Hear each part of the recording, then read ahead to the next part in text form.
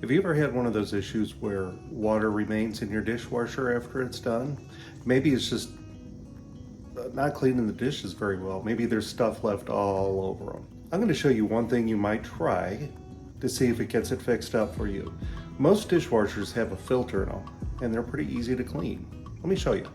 So today I'll show you on a GE profile. This is only about a year old. So when you open the door, pull out this lower rack.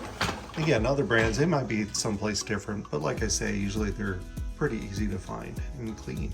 On this particular dishwasher, the filter is just under here. Very easy to remove, clean, and replace. To remove it, all we're doing on this particular one, turning it a little bit and pulling it out. You can see that filter's pretty nasty. So we're gonna go ahead and clean it out. You can pull that out. You can already see there's some stuff stuck to it, so it's kind of nasty.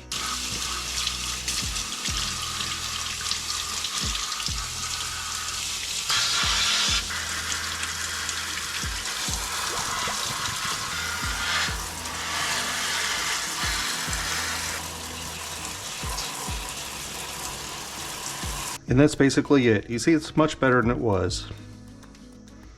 Just gonna go ahead and put this back together. All we do is put it in there and lock it into place, and we're gonna put it back in the dishwasher, and then we'll be on our way. Put it right back where we found it, and we'll be good to go. Make sure it's locked into place. I just spun it just a little, and we're good to go.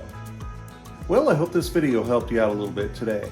I really appreciate you watching, and I'd like to invite you to come on back and check out the channel some more. Like and subscribe if you will. There will always be more random stuff to fix.